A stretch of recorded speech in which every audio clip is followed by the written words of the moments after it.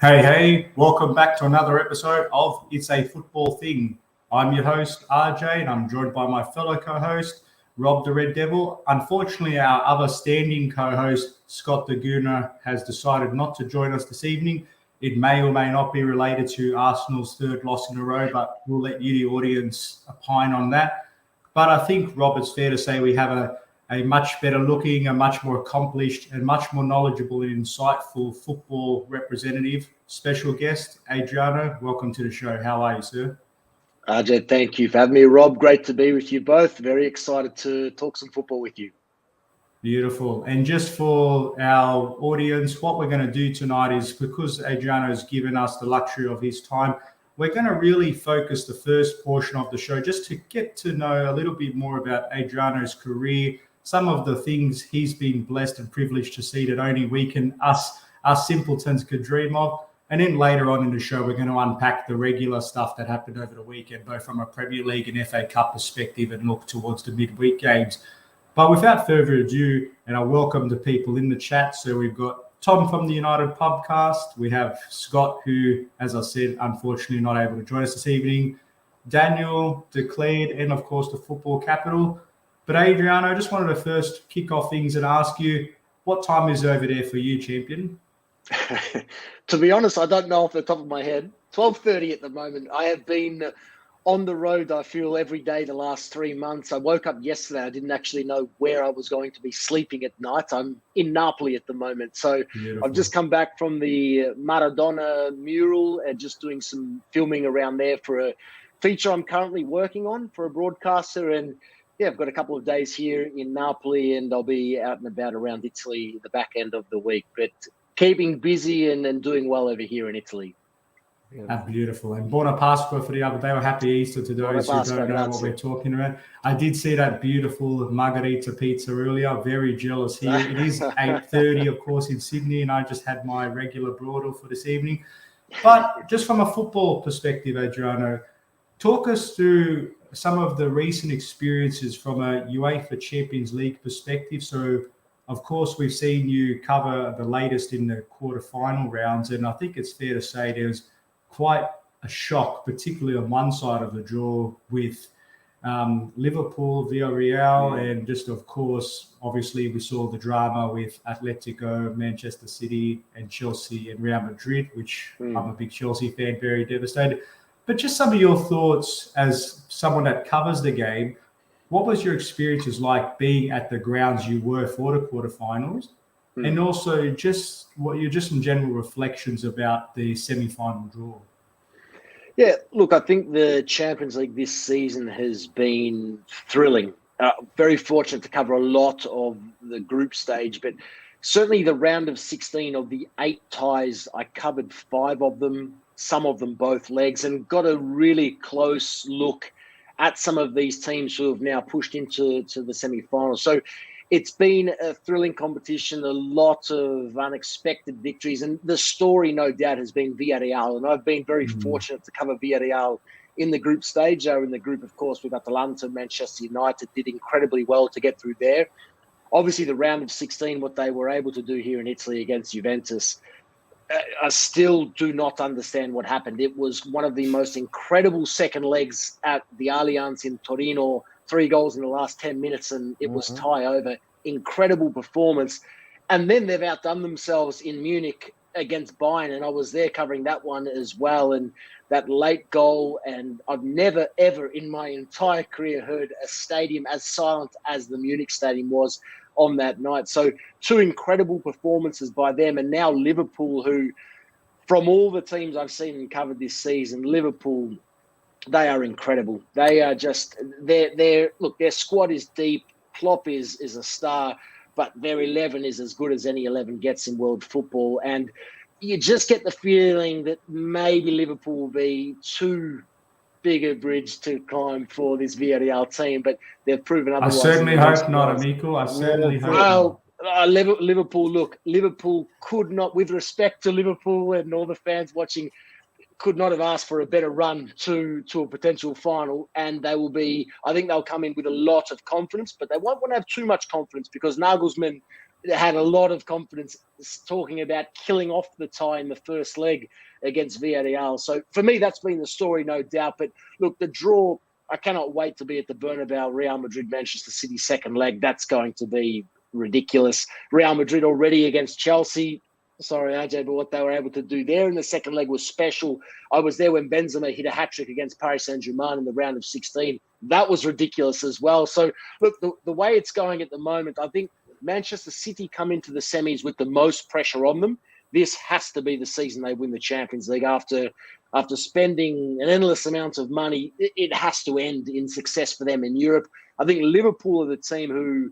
I think they've had the softest run with respect to their opponents, and I think Liverpool will fancy themselves as well. But Real Madrid, Ancelotti, what a story in its own right, and Villarreal, as I touched on, I think it's going to be a thrilling semi-finals, and certainly both ties could go either way.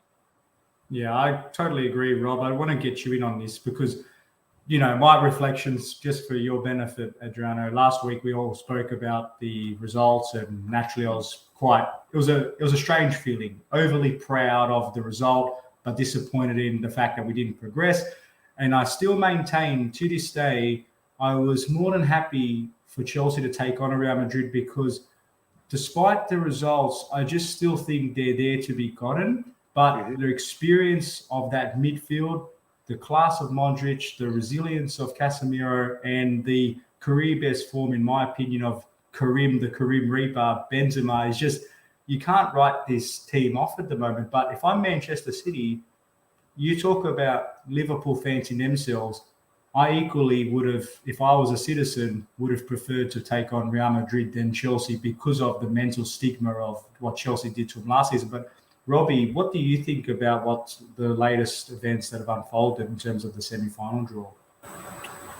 Yeah, well, like you guys pretty much wrapped up already. I think Liverpool have definitely got a bit more of the Europa route, I wouldn't like to call it. Again, no disrespect, but it is gone that way, And with the caliber they've already got in the Champions League, being 6-time champions, they're definitely going to have all the confidence in the world to continue. And like I said, if it does get to a City-Liverpool final, they're definitely going to have the upper hand of being an experience of a final and actually winning it on multiple times.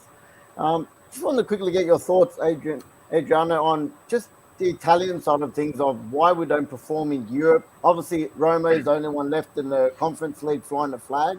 But it's not just now. It's been many, many years that we haven't been performing. Obviously, Juve, 2015, 2017, made the Champions League final, couldn't get over the line. And probably, especially 2015, one of our best campaigns ever. Why are we not performing, and why are we not making over the line in Europe? Yeah, Rob, it's a good question, and it's a really deep issue in Italian football at the moment. And this could be a discussion that we could have for hours on end, because it has been a problem that has been an issue for Italian football even prior to Inter's treble in 2010. Keep in mind, the nice stat to keep an eye on here, it is very, very likely that, for me, in my opinion, I do think that Roma and Jose Mourinho will go to the final of the Conference League. I think they'll have enough against Leicester over 2 legs. I think it will be a great semi-final. But if Mourinho is to win that competition, he will become the first manager of an Italian club to win a European competition since Mourinho with Inter in 2010. Yeah, and look, I think at this point, the issue with Italian football over the last, let's say, 15 years, really since Calciopoli rocked Italian football and obviously the punishments that came from that, Italian football has not been able to get itself back to where it once was. It has fallen behind financially to... Look, I have this debate a lot with people, and people say the Premier League's at a position at the moment where the Premier League is the strongest, and it's just how football works. In the 90s, it was Italy. In the 2000s, it was Spain. In the 2010s, it was Spain, and now it's England. It's not the case. I know Italian football inside out. It is not the case. As things stand right now, Italian football cannot return to the top. It is impossible. Unless there is significant change in terms of ownership, in terms of investment, in terms of new stadiums, in terms of modernization and adaptation culturally and with the mentality, Italian football has fallen far too behind now to ever catch the Premier League, especially on a financial scale. And I can give you countless amounts of of insight into the broadcast side, into the media side, into the investment side, as to just where they consistently get it wrong. And it's a great frustration of mine working in this space, because I'm obviously born in Australia, but Italian background, very passionate about Italian football, always have been, always will be. And from my perspective, I'm trying to do the best that I can to try the small thing that I can do to try and help the Italian profile grow. But there are so many at the top of the Italian football pyramid that, for whatever reason, just do not see the lights. And there have been a number of individuals in positions for decades who are still operating in a way that worked in the 80s and 90s, and still thinking that that will work to this day. And it has just held us behind. And as a result now, the money's not coming in, the stadiums are falling apart, and globally, Italian football is losing interest. And that's a big, big problem, because kids growing up now only talk about the Premier League. Kids growing up who dream of being footballers only talk about playing in England. So you're losing fandom, you're losing the dreams and hope of youngsters coming through. And Italian football, with respect to the other competitions in Europe, Italian football is just becoming another league like many of the others. And it's a great shame, because in my opinion, Italy has history, culture, rivalries, and everything across the board, which really can't be matched. We have 7 or 8 really significant clubs that are historic clubs that have had success, that have an identity, and it's being lost in the modern day, lack of coverage of the game. So again, we could discuss this for a long time, but everything that doesn't happen off the pitch impacts what can happen on the pitch. And as a result, Italian football at the moment is, in no man's land. No, it's a good point, and perhaps we will have a separate stream, because it's not all of us, we get together as us Italian football enthusiasts. But putting that to the side, I actually think with that, it's interesting, because the competition itself can't operate in a vacuum. It's directly, in my opinion, connected to the macroeconomic variables. The stronger the economy, the stronger the investment, the stronger the likelihood of attracting the right sponsorship, and you can see the actual flow-on effects. And that's why the Premier League is the giant, is what it is.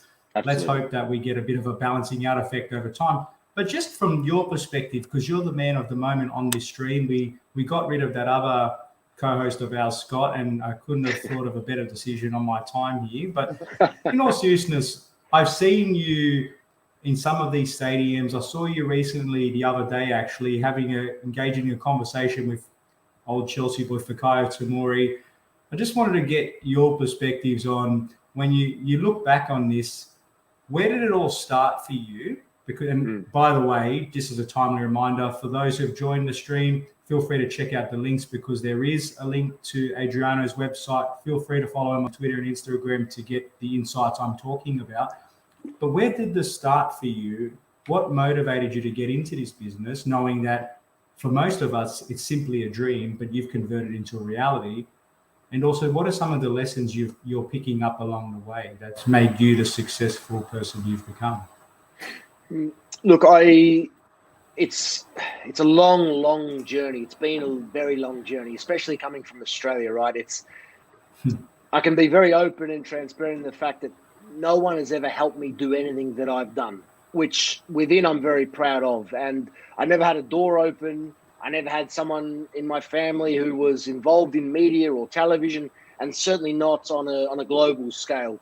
So, often I do a lot of mentoring, and not only people who are interested in working in media and broadcast, but mentoring in general. And my one piece of advice and lessons that I've learned over time is, you do need help to do anything in life. And I'm always someone who, wherever I can, I will always offer my help and support to someone, whether verbally or physically, whatever the case may be, because I remember those that have helped me, the very few that have really helped me along my journey, and I will forever be appreciative of that.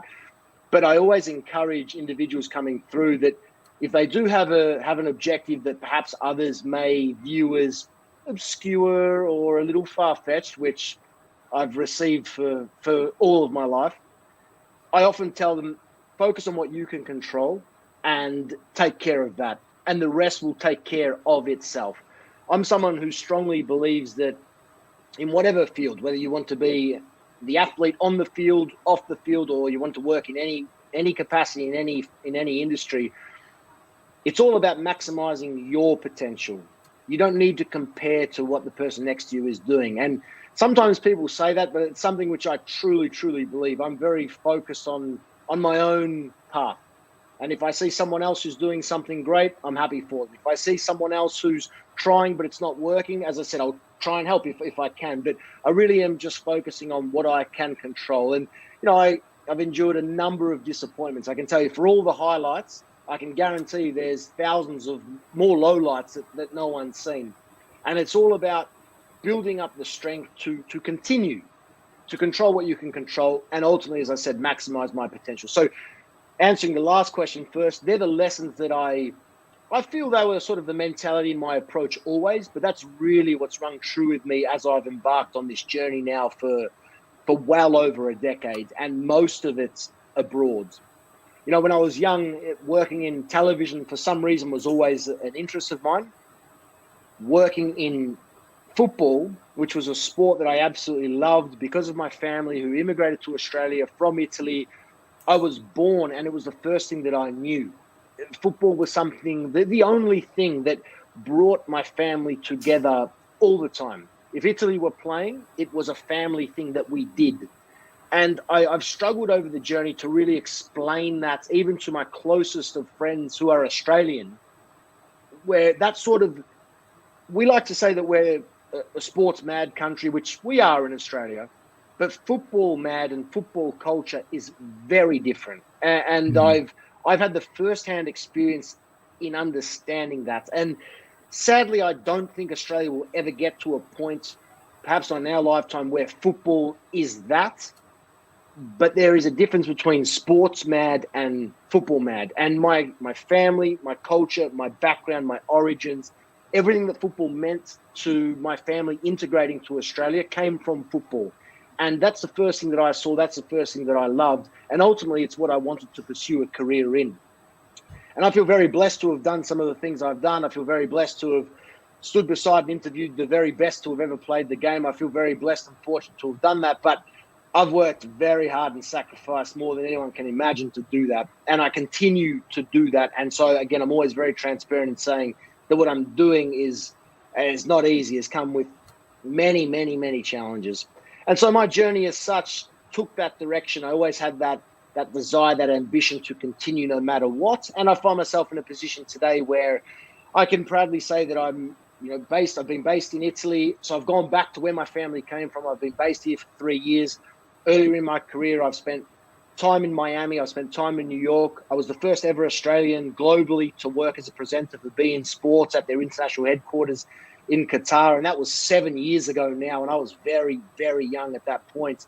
And so these experiences and challenges that I've endured over the course have been what has built me into the individual and media personality, I guess, that I've become today. As of today, I work for 8 different broadcasters right across the globe. I work into every single continent except South America and Antarctica.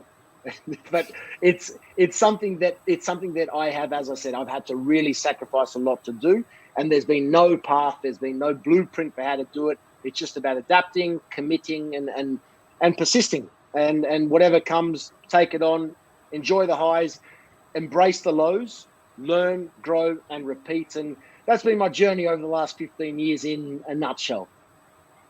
Beautiful. I don't know about you, Rob, but I'm feeling pretty inspired to try harder and take the guidance and the motivational words you've shared. And I really enjoyed seeing the highlights reel on your website and that little mini feature video with your dad. Your father, yes, over that when was you were great. in Sicily. And, Sure. a lot of that, as I said to you separately, resonated with many of us Italo-Australians or Australians that have got family that have come from overseas. So I think it's great to have that connectivity. But just in terms of some of the highlights, I know you mentioned that there was trials and tribulations along the way, and that's part of becoming the figure that you have become. But just talk us through, and I'm sure the audience is keen to know a little bit about this. What would you narrow down? I know this is a difficult question, but what would you narrow down as your top 3 to 5 places you've been, and you can factor in the atmosphere, and the top 3 to 5 people you have interviewed from a football perspective? Because I know you've covered the tennis and I know you've covered some other elite sports, but keeping it football focused, top 3 to 5 locations, top 3 to 5 football people you've had the pleasure of interviewing or speaking to. All right, good question. Let's do 3 of each. Let's start with the locations. My favorite stadium and venue to work in, and it's surreal every time. I live 15 minutes from the stadium, but the San Siro, if you have never been to the San Siro, every time it gets me. I'm very fortunate, very blessed to be able to be on the pitch and really taking the atmosphere. I often, when I cover Serie A, I'm lucky to always sit behind the goal, watch the game from there. The San Siro is something special. And before, if ever Milan and Inter knock that down and move, I encourage every football fan in the world to visit the San Siro, because the amount of ex-players that I've spoken to who tell me all the time, the San Siro was the most magical venue I ever played in. It's true. It is very true. And to be there as a spectator, even in the last row in the highest of stands, incredible experience. So that's one for sure. Even Zlatan, who's played everywhere, has told me that the fact that the San Siro for him, it never gets old, and that's why he's 40 and still playing. So San Siro definitely one. Look, it's not my favorite stadium in the world, but given what I witnessed in last summer with Italy beating England at Wembley's always going to be right up there, because that was ridiculous for an experience. To be in a packed stadium there and witness that, then that place has to remain in my heart forever, because that was simply spectacular. So Wembley, and it is a beautiful place. The Wembley Way, it's a special experience in its own right. Home to so many iconic matches like the San Siro, extra special at Wembley. Last one, let's give you one that's maybe not in Italy. Let's see.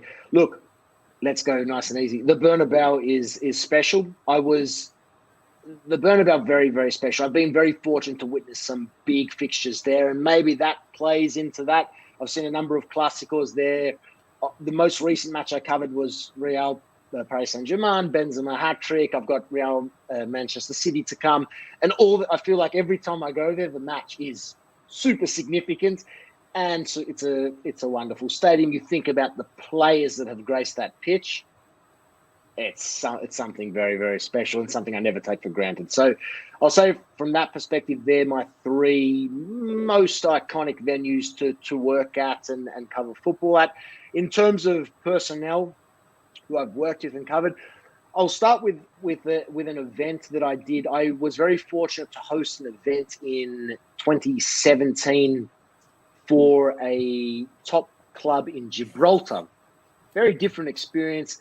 The event was on a super yacht. I was the host, hosting in English and Italian and some really poor broken Spanish.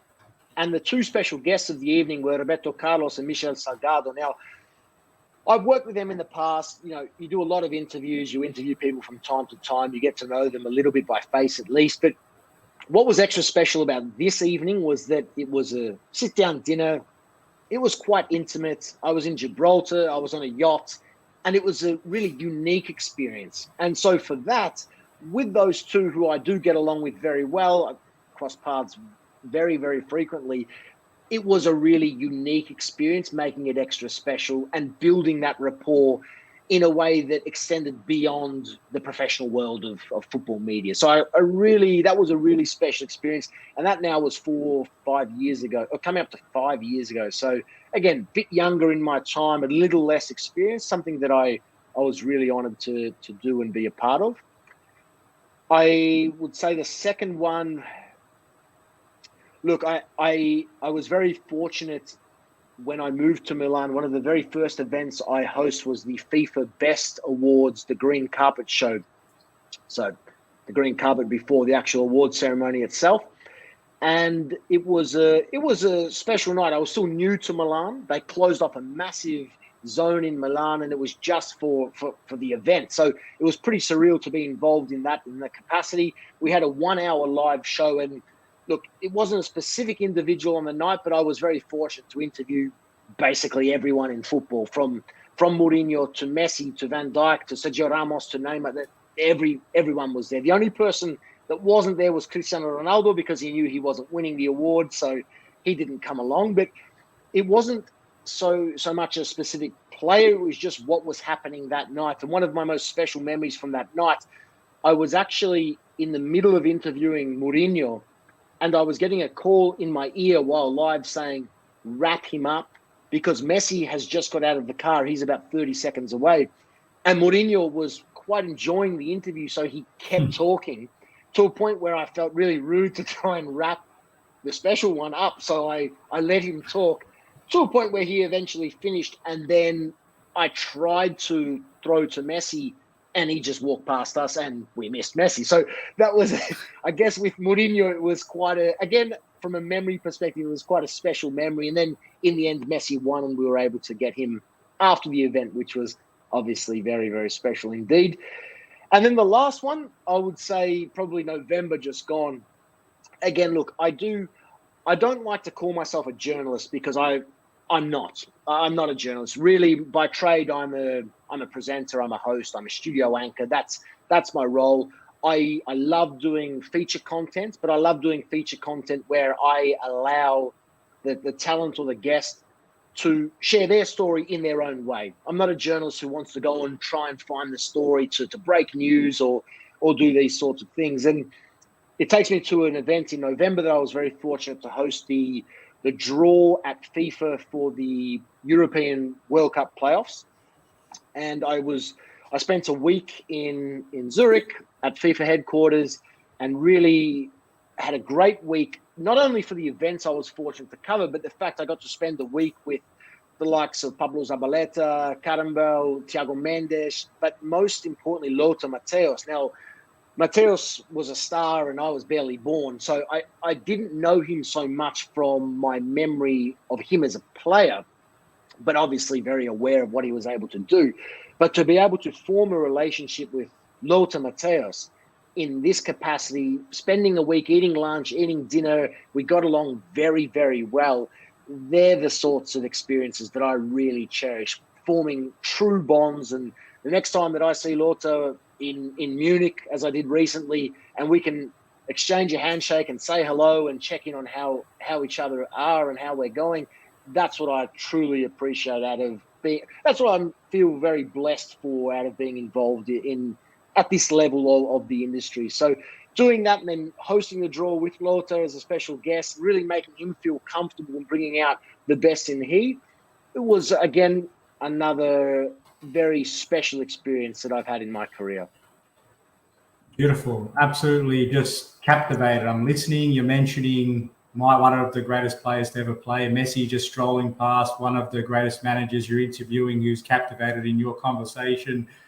And you can only just imagine what it's like to be caught up in such an interesting conundrum there, because you've got these two global elite people and you're caught up in the middle of it. But sounds like you navigated it quite well. So hats off to you. I would have found a way to offend both of them and tank my career. So congratulations on your nuance there. But I think just for us, Adrian, I know that you're going to wrap up things very shortly. And Rob, you might have one more question, but just very quickly, any quick thoughts on Italy's decision to keep Roberto Mancini on board? Because obviously the elephant in the room, they didn't qualify, they won the Euros.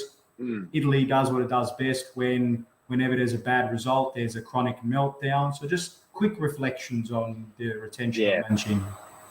Hey, Jono, before you into that, I'll throw one too, and then you can finish with that. With the whole, like I said, we're from Sydney, waking up 4 o'clock in the morning, especially in the Euros, you know, we might make it to the Marconi Club for one before we got locked down and we had to watch from our living room.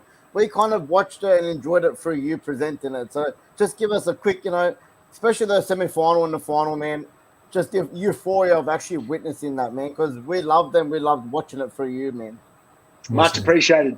Much appreciated. Look, the whole experience of the Euros was surreal. It was incredible. The group stage, you know, off the back of missing the 2018 World Cup, then off the back of the postponement with COVID, obviously, which impacted everyone, and then coming to the tournament, and what do we expect? Who knows? The group stage was incredible. And again, covering multiple teams, I got a fair sense, and it wasn't a biased sense. I got a fair sense that, hey, we can win this thing. We have a team that are strong, and I put a lot of that down to Mancini. So I felt that what Mancini had built, I saw them train. I saw the unity. It was different to all the other nations. And honestly, look, Italy and England in the end never was the final I predicted. But from the teams that I covered, I did feel that both Italy and England, there was something there that the other teams lacked. Certainly France, for all their quality, they were not playing as a team. But it was Italy and England that always stood out for me, that these are groups. There's no doubt. And it's not just about the quality. Yes, we had quality, but there was more to it. The knockout stages were incredible. You know, on another day, we could have been out to Austria. Arnautovic scores, the kneecap is offside. It was that for me, no word of a lie. That for me, I was the sickest I felt the whole tournament, because the Austria match, we were gone. I just didn't feel the goal was coming. And if it wasn't for the Chiesa magic in extra time, which was, well, both Chiesa goals, Spain, and that was my favorite moment of the tournament. They were ridiculous. But that was really the moment that changed. But Arnautovic did score. He scored. All right, VAR saved us, but it was strange. Belgium, I never had fear with Belgium. With respect to Belgium, Belgium is Belgium. With plenty of respect to any Belgians watching, and they lack that winning mentality. They're always good. They're always quality. But I never feared Belgium in a way that I feared Spain. We got to a point against Spain, and this is why there was so much passion when Chiesa scored, especially for me, because when Chiesa scored, it was a bit of a shock. You know, we're in front against a team who absolutely deserved to go to the final. There no doubt about that. On another day, Spain could have won that game 3-4-0. So to eventually get to on penalties, unbelievable. And England, look, with plenty of respect to England, a bit in the Belgian basket for me as well. England, that was their opportunity. Will they ever win a trophy? I don't want to say too much, but if they couldn't win that one in their home where everyone was traveling, everyone was around, COVID was a nightmare, if they can't win that one, I don't know. All I know is that England have had a very soft run in 18, very soft run in the Euros, couldn't do it. I think their favourite, we're already hearing over here now, well, at least they're at the World Cup, well done to them, but they're already talking about winning this World Cup. For me, it won't happen. I think their squad's unbelievable, but if they couldn't win the Euros just gone, I'm not so sure. I think there are a few nations ahead of them. But in the end, as I said, what a memory to be a part of, because the fact that Luke Shaw scored after 2 minutes, which I can tell you is one of my favourite memories from the tournament, because Wembley erupted. And so in hindsight, it was a great experience, because that was incredible. Of course, disappointment, but it was incredible to see. But in the end, I think we deserved the win. And, yeah, we made it hard for ourselves, as we always do, but come through. With Mancini, I think in the end, they proved what they're capable of doing with Mancini. The unity, the spirit. For me, that was down to Mancini and his staff. To sack Mancini or move on and start all over again, I think would be a massive error. But I do think Mancini needs to revitalise his squad. Mm-hmm. As much as they were the heroes of the Euros, there are 4 or 5 who there is no point in persisting with. Absolutely no point. Immobile. I love Insigne, but there's no point. Immobile, Insigne. Look, Jorginho is a really questionable one. He will continue with Jorginho, but these players, defensively, obviously, Chiellini won't be at the Euros. What to do with Bonucci? There are these individuals which, if Mancini is to stay, we must now look to 3 years from now and not to winning the Nations League in June with Germany and England, and the final against Argentina, where the winner of the Copa America against the Euros winner. We need to focus on what's to come, and we need to start building around Scamacca, Zaniolo, obviously Chiesa. These plays need to be... Spinazzola when he's back. Spinazzola. Yeah. These plays need to be the focus. Donnarumma, of course. These plays must be the focus. Then we go forward. But as I said, it's Italian football as a whole. And there's a massive issue here where the Serie A are their own entity. The clubs are their own entity aside from the Serie A. The federation do their own thing. The Italian national team do their own thing. They do not work as one. And you might say, well, England, as the best league in the world, don't work as one. Yeah, but they're the best league in the world. They've got a super consistent of late national team. Everything's going right. We have nothing going right, so you need to work together so we get something going right. It's very, very different at this point in time. And I think as a result, that's why as one, the country needs to move forward as a football body. And only then will we start to see improvements across the board, which ultimately will benefit all. And again, let's have this discussion another time because I could discuss this and give you examples, particularly. We're going to absolutely have to have that because there's a lot of parallels between Australia, arguably, between England, like you say. Italy and Australia are very similar.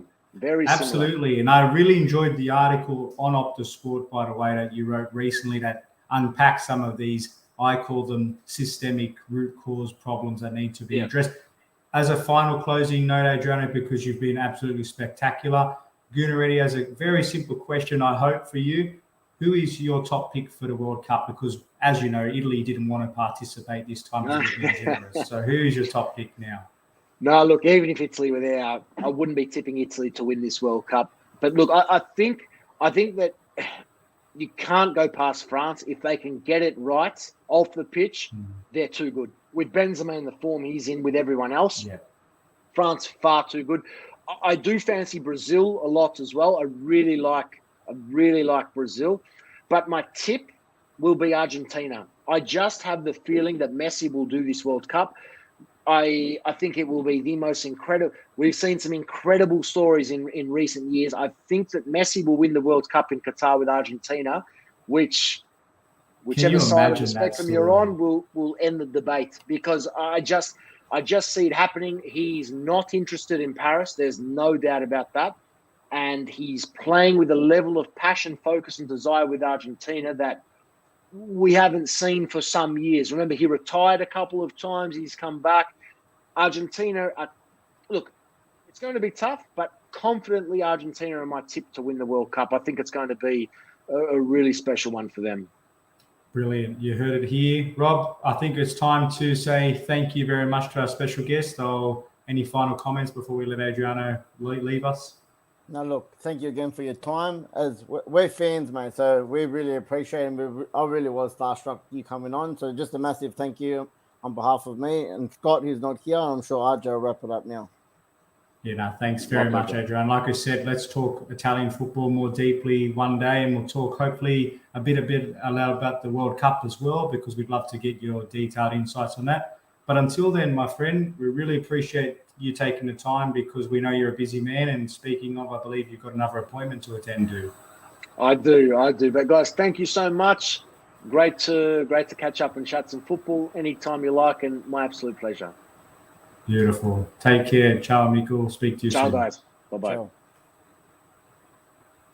Well, he was brilliant, wasn't he, Robbie? It's great to have someone of his caliber with the experiences he's enjoyed. And we only just scratched the surface, and that's the best part, because we'll definitely bring him on again soon. 100%. We had the opportunity, like I said, we know we couldn't start with all of the EPL and stuff, but when you get an opportunity like that, you got to take with both hands. And like I said, the bonus is now we're here and we can go on with our normal part of the show. Yeah, it's time to give back to the loyal community that is the IFT Crew subscribers. And if you're not a subscriber for some odd reason, please feel free to hit that button. Give us a follow. We're on the way to 600 plus. Before you know it, we'll be on the pitch with Adriano interviewing some of the game's brightest and greatest minds. But let's speak a little bit about some of the key results over the Premier League this weekend, Rob. So, I think it's timely to bring up, first of all, our condolences for Cristiano Ronaldo and his family, because, reading the news earlier, absolutely tragic news. And regardless of any football banter or jokes we have on the show, something like that for any player, you just got to get behind them and hope that they're holding up the best way they can during these difficult times. But, Robbie, I just wanted to get your thoughts from a playing perspective. CR7, Cristiano, with his 50th club hat-trick, 60th hat-trick overall, rescued Manchester United against cellar dwellers Norwich. talk us through some of your reflections on the match and the significance it does for your slim Champions League hopes. Yeah, look, mate, it was a weird one to watch, to be honest, because we started the game quite well, really well, to be honest, and with a 2-0 lead again, CR7 getting a double. I thought we were in cruise control, and we don't know what the score could have been. But, again, credit to Norwich, and as we have done this season, we haven't put a 90-minute effort in. We think we're in cruise control. What happens? We let a goal in just before half-time. We let them back in the game. And the worst thing after that is let them to score a goal or an equaliser 10 minutes into the second half. So at 2-2, I'm thinking, oh, here we go again. There's been a few slip-ups. Obviously, Tottenham just lost the 1-0 before our game. I'm like, again, a very slight chance of that top 4 door opening again, even though I don't think it will happen. And yeah, look, the man of the moment comes up clutch again.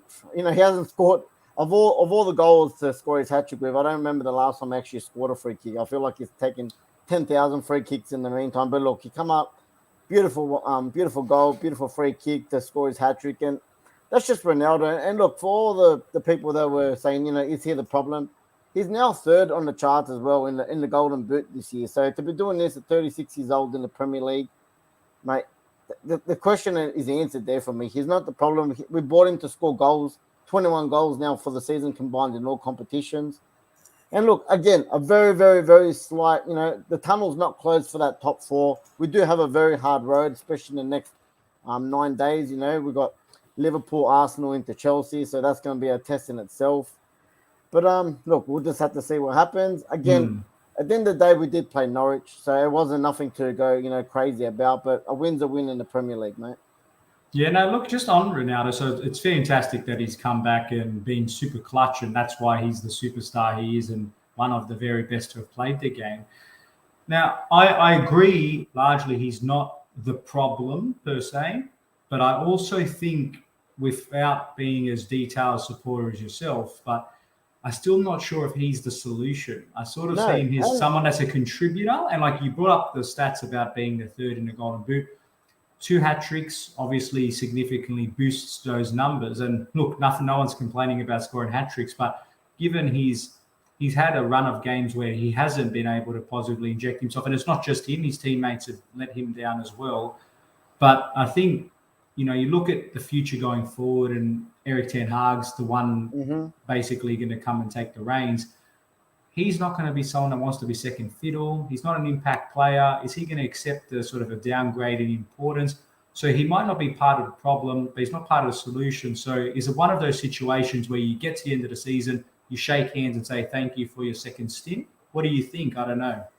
Look, this one is very up in the air. And I literally had this conversation with Tom a couple of days ago. Like, I think the podcast boys just put out a tweet saying, is it crazy to not have Cristiano next year? And obviously Ten Hag, he's all but officially over the line. Yeah. He's Fabrizio official at the moment, so that's nearly good enough. That's good enough. Good friend of the show. But honestly, like, that's what you have to think. We do have to think of, just like Adriano said, we've got to think to the future. And, I do think with the philosophy of Ten Hag, when he does come in, he's going to want to bring a lot of youth in. He's going to want to really do a rebuild on this. And, I think any manager in world football could not, shake their head at having Ronaldo on their side. But it's like I said that my answer was, it's crazy to, not think about having him, but it's also crazy about having him as a main striker next year when, he'll be 37. We're going to just, going through a whole rebuild. And they've already said that we definitely want to buy a young striker. And like you said, again, Ronaldo's not someone that's going to want to sit on the bench or play second fiddle. So, look, he has got another contract on, another year on his contract. So it'll be interesting. And a lot of people have come out and said he doesn't know what he's doing yet. I think it's. What's your money on? Is he more likely to stay, do you think, or go? Because personally, from the outside, it's sort of like being positioned that they're getting ready to let him go and cop a. Well, I said weeks ago, without Champions League football, I don't personally see him staying without Champions League football. I think that's a big bargaining thing. I think, if PSG come in and throw the money at him, I just think it's another league to conquer, and, Champions League football they can offer him if we can't. Look, if you were to say right now we don't get top 4, me personally, I don't think. Again, 50-50. Some people think you'll stay for their loyalty and you'll want to be part of the rebuild in progress and try and get us back to where we need to be. But like I said, I personally think he might leave without Champions League football. Yeah, it's interesting. He's come in at the time where you think he's going to upgrade the club, and it's not fair to pin it all on him, but for them to finish below Champions League qualification, it really, in my opinion, it stains the legacy of him because he's such a great player. He doesn't deserve that. You know what I mean? I know he's part of a team, but from an individual point of view, I think that's something that would really bother him. So I think he'd be super driven to try to close the gap. And if he can get used to Champions League, I wouldn't be surprised if he still left, because it's almost like saying, I've done all I can. I'm getting on the tail end of my career, but it's time to pass on the baton to someone to help you during the rebuild phase. Like, it'd be a lot less sour taste in his mouth if you guys did qualify fourth spot. So, look, it's fascinating. And the Football Capital brought up about Bruno, and if he's not scoring or assisting, he's got to go, basically. Emad backed him up. We all know Bruno signed an extension now, and you've got to live with him unless someone takes him on. But do you think he's a player that's got a lot to prove for now until the end of the season? Or is, given his contract situation, he can just cruise through the rest of the season? I don't think no one gets a free pass, even Bruno Fernandes with a big contract. But look, it's hard, mate. When Ronaldo wasn't there, he was the main man for the past year and a half, stepping up. Obviously, we had a lot of penalties, got a lot of penalties. He kind of, nearly was that captain, unofficial captain when, wasn't wearing the armband. So, look, Bruno is Bruno. He's one of those players. He's a creative player, and he's going to always want to try the impossible, Sometimes it'll take 5 passes to get that one perfect pass that he wants to get. But, when it works, everyone shuts up. But obviously, when it doesn't work and when we're losing, like everything else in life, everything's going to be picked with a fine-tooth comb. So, again, when we're performing and we'll come in second and we'll, winning consistently and on a great run, no one was saying nothing about it. We're just talking about his goals and assists. But, this season, obviously, we've been on a bit of a downhill trajectory, and all those little things are going to be picked up. But not just him, but by many players in the team. Yeah, fair call. Now, just moving over in terms of other results that have implications for top 4, because you guys have benefited greatly from the other results around you. All I can say is London is not red. London is certainly not white. It is definitely blue. Now, you look at Arsenal. We spoke about this in detail the other day. It's a blip. They've lost a game. They've lost 2 games now. This is the time where they start turning things around and really try to push for that 4th spot, despite the expectations being not to get to the Champions League. They've put themselves in a prime position to secure the unlikely 4th spot. But 3 losses on the bounce, and all of a sudden we're painting a very different picture for what the season's gone from overachieving to same old Arsenal. Now, I saw it was, the result in the end, 1-0 against Southampton, and we know we absolutely smashed Saints 6-0 the game before, so many thought they were there for the taking. But just your thoughts on, what do you think this trend of Arsenal is put down to? Is it because Scott's been quite vocal about the board has stuffed up here by not, upgrading in summer or in January? But is it just the board here? Is it down to some of Arteta's decision making? Is it the current players that were in good form that have suddenly got a little bit of stage fright and don't know how to handle the pressure when, push comes to shove? Just your thoughts as a non-Arsenal fan, and I'll add mine. Yeah, look, again, I do think it's a combination of a few.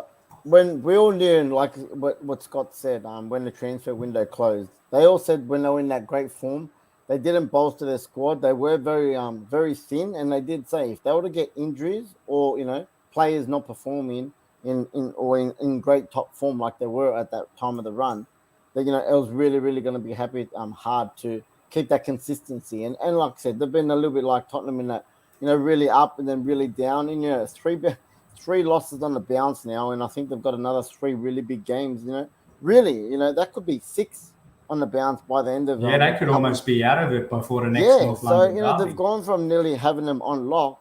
I'm not being to an aside, but, everyone did think at one point that they were just on that much great form. They had the games in hand. Now that, they've kind of caught up with the games in hand. Now they could only have maybe 1 over us. We're on equal points. We're actually in front of them, I think, right at this position at the moment. You are. And I think it's maybe nearly close on goal difference too. But like I said, that one match, we've got to play them on the weekend. Again, we've got a few hard games too. But it's just crazy, the inconsistency all over the park in that top 4 battle. Every time, I said last week, Tottenham is definitely going to do it, and then they lose to Brighton, and then again, same with like Arsenal in the same boat, throwing points away for no reason, and us, getting some away to give us a little bit of a false hope. I don't know, very inconsistent. But with Arsenal, I think it was always going to happen. A couple injuries, like they've gotten a few players dropping out of form. They just don't have the squad depth at the moment to maybe get over the line.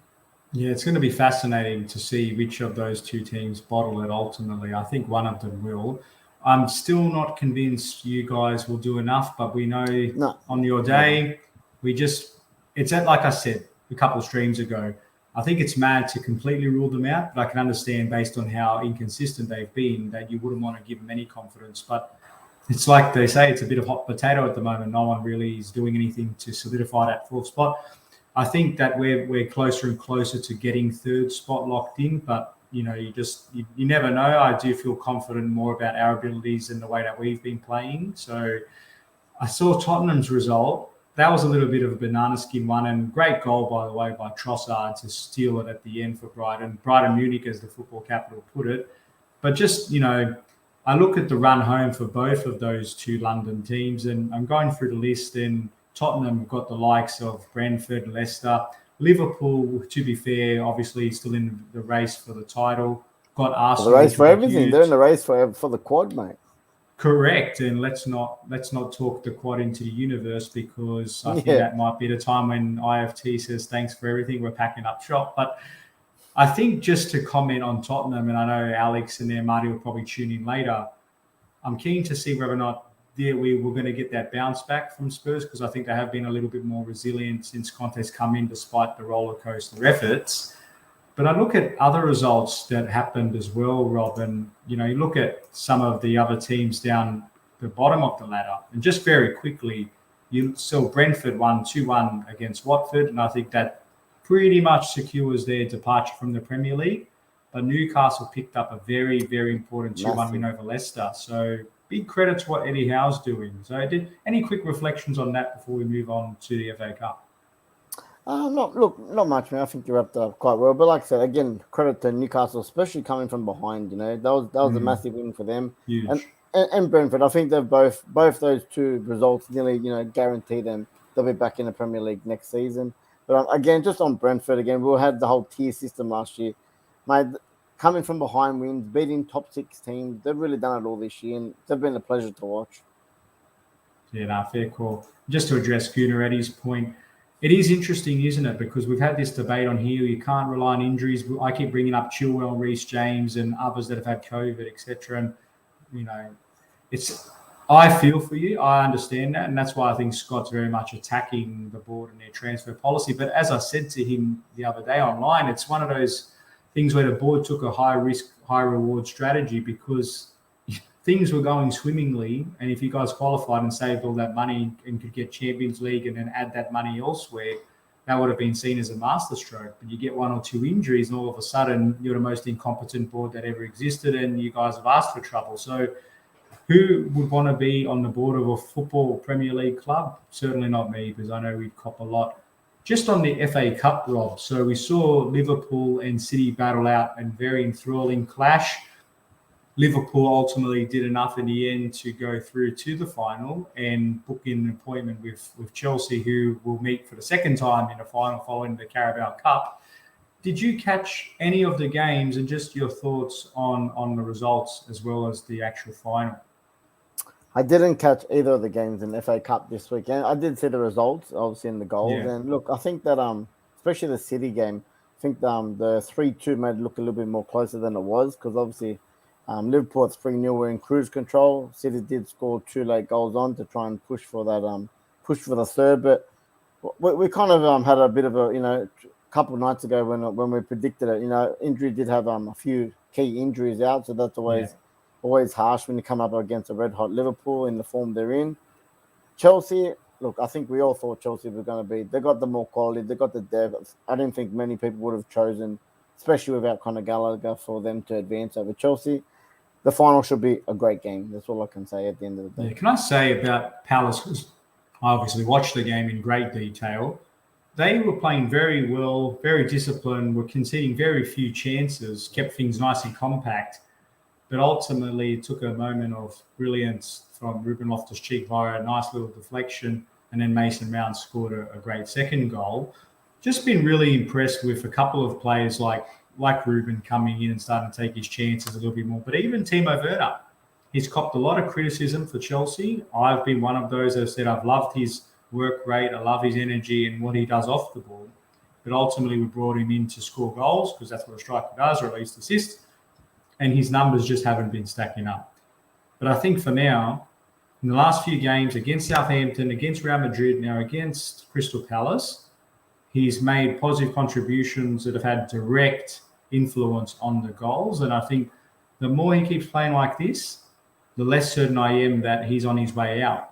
But it's something I know from a Chelsea point of view, fans that are quite divided in the community about this, because some see this little purple patch as, yes, this is going to add a few extra million for his sale price. But some see it as, oh, maybe we're a bit quick to jump the gun here. If he finds his shooting boots and gets a bit more confidence, then maybe it's a bit premature to say goodbye just yet. So it's just something I wanted to call out. But it's going to be another fascinating final. If you were to ask me who I'd want to play in the final beforehand, I would have said Liverpool. Not because it's an easier game by any means. They're both neck and neck. They're both superior teams. I just think the way we've been playing against Liverpool recently, in the league, we had the 2-2 draw. We lost the 1-0 at the start when we had that, controversial set of events with the red card and the penalty and Havertz there, his goal disallowed. But in the Carabao Cup final, lost 11-10 on penalties, but had that Lukaku offside goal disallowed. So I think we've really got more than a sporting chance to be able to take them here in the FA Cup, and hopefully they're distracted with the Champions League and the Premier League. So it's going to be a fascinating match, but let's look forward now, Rob, to some of the Premier League action that we've got midweek. So I'm just going to try to bring it up on the screen for us to be able to have a visual. But just your quick tip, and I know we'll get a formal one when we get closer, but who is your hot favourite for the FA Cup final, knowing that we're going to do our proper predictions when it comes around? I will say your boys, because number one, don't tip us, mate. You're going to hurt us. I'm crossing my fingers and tapping the wood. For Liverpool more not to win, to be honest. But look, is this your third FA Cup in a row, nearly now final? Or I know, yes, it is. And we've actually got a bit of a hoodoo at the moment. So we lost the one last year to Leicester, and you'll recall the Ben Chilwell offside. And the year before, it was against Arsenal, and Kovacic's suspect second yellow card to our good friend Anthony Taylor. But we've got a little bit of a hoodoo at Wembley at the moment and in final. So this could be another situation where there's a psychological barrier for some of the younger players that haven't actually tasted glory. Well, yeah, I will be on the blue side. Like I said, I don't want Liverpool winning, and I think it's third time lucky in the FA Cup final for you guys this year. Hopefully. Very good. I hope so, mate. I certainly hope so. So, as you can see on the screen, the first game, and I know that this is one of many, but we really want your thoughts. This is a huge, huge clash for both teams. I'd argue it doesn't get much bigger given what's at stake for both clubs. How do you see this one playing out? Look, man, this is normally the game I think all United fans get up for no matter what position we're in. But it has a very, very flat feeling about it this week. There's not a lot of hype. Obviously, a lot of Man United fans, if we're being honest to ourselves, we're not obviously confident at all. We have nothing to show that, considering Liverpool are flying high and we're just getting past Connor Norwich at this current point. But look, again, Alex, I just have to say boo to this comment. Sorry, Alex, unsubscribe, mate. It's massive for us to try and stop or try and halter Liverpool more than anything. I think it's more important to try and halter them than try and bridge for that top 4 position, if we're going to be honest to ourselves. But look, I think it's very, very uneven scales at the moment. We've got 5 players out injured, and I dare say, with personal reasons, I don't think obviously Ronaldo will be there tomorrow, which is 100% don't expect him to be there. Look, at Anfield as well, it's been like a very long time since we've had a result there, and I just think they're too hard. And if I'm going to give a tip on this, I'd say 3-0 to Liverpool, if I'm being honest. You know what, though? And just playing devil's advocate here, and Tom, by the way, made a great comment before on his tweet, and I don't have it in front of me, Tom, but the essence, and correct me if I'm wrong in the chat, was what we want to see is that teammates to get inspired to help those that are going through a tough time. And sometimes they can actually elevate themselves to play better than what they would do had the circumstances been normal. So while Ronaldo won't be playing, you wonder and hope, if you're a United fan, that the team can really get behind him and deliver one of their better displays as a mark of respect to sort of show him that you're not here, we're thinking of you, and we want to get the best result possible against a fierce rival. But I actually think it's not as straightforward outcome as Liverpool walk all over you because of their superiority this season and at home. I actually think because of how much things have swung back in United's favour in terms of a top four opening, and the fact that you really desperately want to stop Liverpool winning the Premier League, you know, I wouldn't be surprised if we see a very, very tight and cagey game. And I don't know, like, I don't want to go and say they're going to go and pull off a win, but I could equally see this one being a really tense draw and something that really frustrates Liverpool and gets you guys at least a point closer to that fourth spot. But I don't know. For me, from a tipping perspective, I'm going to go a little bit bold, pun intended, and lock in a 1-1 result here. And you said 3-0 to Liverpool, didn't you? Yeah, look, and like I said, you could very much be on the money, except I've just said that to myself too many times this season about, you know, we're going to get up for this game. I said we're going to get up for the last Liverpool game, and it was 5-0 at Old Trafford. So, again, and we're in a much better situation with, you know, not as many players, you know, out, and Ronaldo obviously leading the line. So, look, I dare say someone like a Rashford is not a like for like, but I dare say he would come in and take Ronaldo's spot probably down the middle, probably flanked by Sancho and Alenga. I just think there's too many goals. They got better defense than us. Their midfield is going to overrun our midfield again.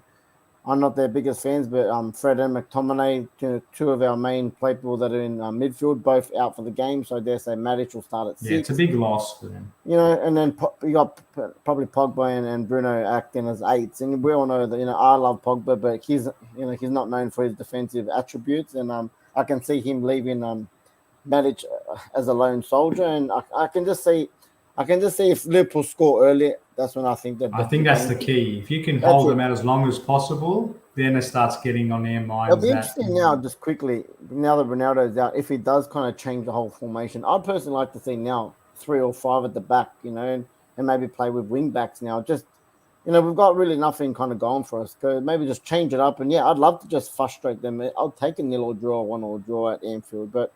Look, if we're going to be with our heads, I will say Liverpool get the win over here.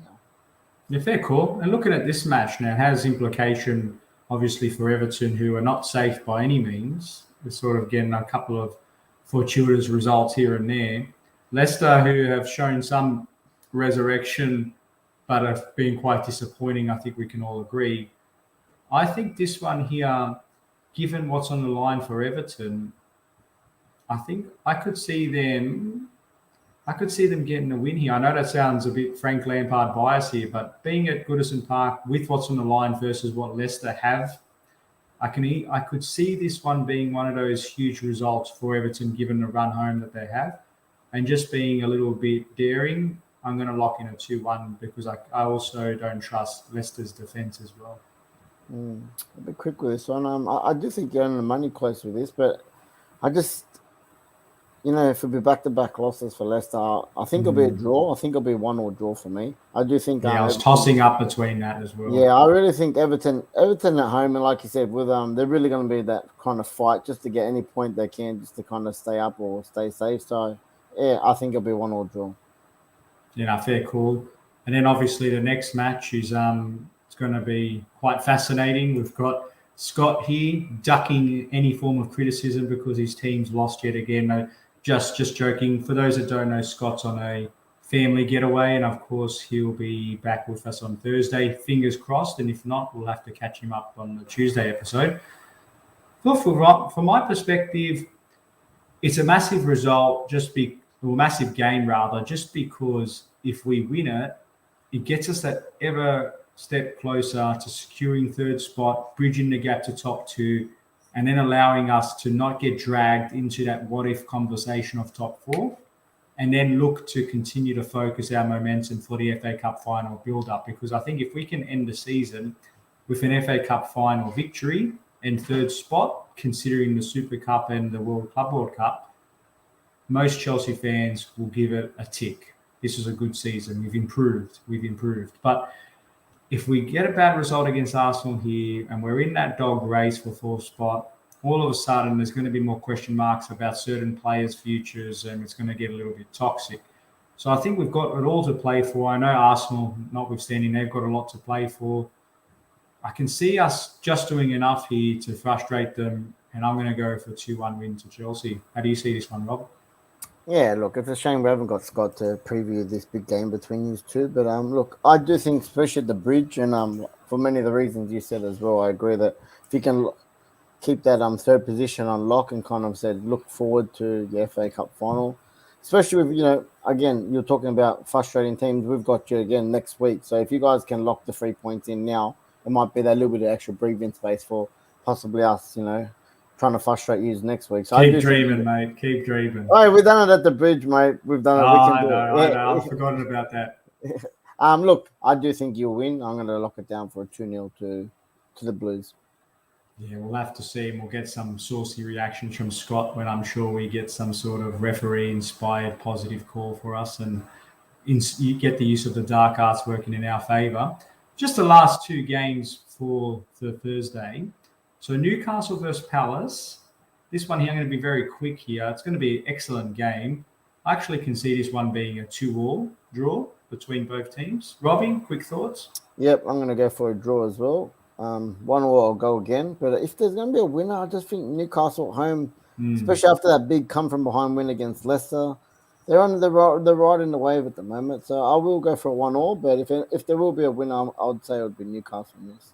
I just think, given the fact that Conor Gallagher's had a big rest, I think he's a very important cog in that wheel. So we'll have to see, but it's going to be an entertaining match.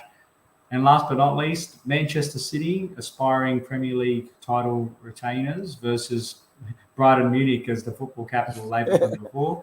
Should be a very intriguing match, I've got to say. Both teams like to dominate the ball, but given what's at stake here, I do expect City to walk on this one, and I reckon they'll take this one 2-0 in the end. How do you see it?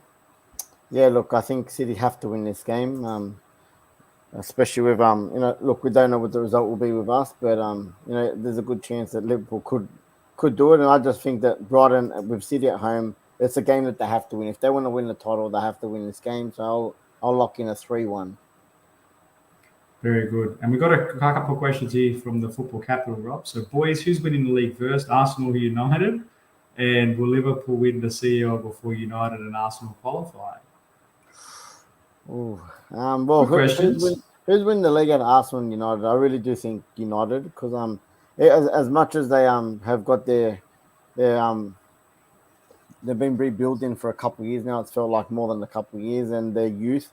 I do think with Ten Hag coming in, I do think number one, he's a better manager straight off the bat than Arteta. I think he will build us, and I don't think United are going to sit back and want to just take 3 to 5 years. I think they're going to want to do it not straight away, but quite quickly. I don't think either of them are going to win anytime soon, but I think if either of them are going to win, I do think it'll be United. I think we'll splash the cash more than Arsenal, as we have done in many years. And I said, especially with Ten Hag, I think with his philosophy, if we can implement that, I do think we can get back to where we are one day before Arsenal get there. And then the second one, will Liverpool win the CEO before United and Arsenal qualify? Oh, look, I'm scared that they're going to win this year. So, yeah, big possibility. Isn't it scary, the prospect of them possibly winning? It's he who should not be named the quad. And also fascinating that City, for all their dominance, might win nothing. Like they might just win nothing. Isn't that just a fascinating scenario if that was to materialise? I don't know if you remember, but I'd have to go back and clip it if that happened. That was at the start of the season, that was my crazy prediction that City was going to win no trophies this year. So I'm actually kind of hoping now that they do, just to stop Liverpool from winning them. But look, it's definitely possible, and they're very neck and neck, as you say. There's only a point in between them, and look, I always like to on City, it's always better to be in front. But a lot of people will say it's better to be the hunter than the hunted as well. So it'll be very tight. Well, Lukaku said that, and we all know how that's going for us at the moment. So I disagree with that statement. But look, we've hit the hour and 10 mark. Not sure, Rob, if you've got any quick fires. I might shoot one if you've got one. Or how would you want to play this before we say good evening to our great guests? I haven't got one tonight. I knew we had Adriano, and I knew it was going to be a bit of a long one, and I thought we might have dropped them, but I haven't got one. If you want to shoot one at me, I might try and think of one off the top of my head, or I'm happy to take one from the live chat. Yeah, well, we had a couple questions before that we've answered from the live chat. I suppose a question I had, and using the Italian theme, is just quickly, who's your hot tip to win the Serie A based on this position? Oh, look, I think you're just saying this to put me... Look, I'd like to see Milan win it, because, again, I don't want Inter to win it more than anything. But Milan, it would be nice. What's that? You said you want Inter to win it? Yeah. Fair enough. Look, I do think Milan have deserved to be in the title race. They're even there for a good chunk of last season. So if they can hang on, and if Ibra can get them a few more goals as well towards the end of the season, I do think it's going to be very close. And they meet again tomorrow morning, I think, in the semi-final for the Coppa Italia as well. So there's a few more games to go. I do think Inter might edge it, but I'd like to see Milan, because Juve is not going to be a this season. It's on the same time as you guys versus Liverpool. Yes, so 5 o'clock, I believe, but I don't think they televise that. But just quickly, it's a football thing, quickfire question for you, and this is using the whole Conor Gallagher, Crystal Palace, not being able to use him for the FA Cup semi-final. Yep. Is it a football thing to allow loan players to verse their loan clubs for special games? No, for me, I don't think there should be no loan players should be allowed to play against their club for the obvious reasons, mate. They do something special, they knock them out. It just looks pretty stupid on the club's behalf. I think the only time I've seen it and it was allowed, I always go back to how Courtois, when it was Atletico in the semi-final, I think it was against Chelsea in the Champions League. That's the only time I can remember. It's just like I said the other day. It's a conflict of interest, because if he plays an awesome game, he humiliates the parent club. If he doesn't play a good game, people are going to think, well, this guy's rigged it so he doesn't upset his parent club. So the poor player can't win either way. So that's why I think it's a black and white. It's not a football thing. I've got one. I've thought of one. Good. I did have one. Well, I'll go quickly. Because the Easter thing, there was plenty of chocolate. What's your favorite chocolate? I'm going to have to say hazelnut. Chocolate with hazelnut in it. Chocolate with hazelnut? Yeah, close enough. I'm a Ferrero Rocher person. And I do have one more. Your favorite American Pie movie? Oh, it's hard to beat the original, but the second one, I always reflect back to that awesome beach house and the party they had and think, and there's so many good scenes in it. We all know what I'm referring to. It's a fantastic movie. And yeah, so look, I'll say one just to pick one, but closely followed by the second. I think one is Nadia gets us over the line for one, but I did enjoy the reunion. The reunion was quite good. Yeah, that was good. The reunion was good, but look, all the originals were off the 4 kind of originals. The wedding and the reunion was good, but yeah, I do think number 1 was the best. Nah, good said. Look, we've hit, like I said, an hour and 15 minutes. For those who've joined us late, we had our special guest on, Adriano Del Monte, sports presenter and TV show host, and covered all of the big games across Europe and done some really special things in the football broadcast community. Go back and watch it. He was on our show for the first 30, 35 minutes. Then we took a bit of a stroll down the Premier League lane and FA Cup semi-final recap, and did a bit of a preview and prediction for the upcoming midweek Premier League matches. It's been a blockbuster episode. Rob, any final words before we say good evening to our awesome show guests? No, look, again, it's great to have a special guest like Adriano come on. Again, always a pleasure talking football with you. Hopefully we have our third wheel back on Thursday night to continue. And look, stay safe. Enjoy the football over the next few days, and we'll be back on Thursday to talk about it again. Well said. And hopefully once Chelsea beat Arsenal on Thursday, you can pretty much bet Scott won't be here on Thursday. All jokes aside, we hope to have him back. And if not, we'll 100%. Catch up with him on Tuesday. But until then, thanks for joining us. Slap a like on the video, pop a comment, and we'll catch up with you on Thursday. Ciao.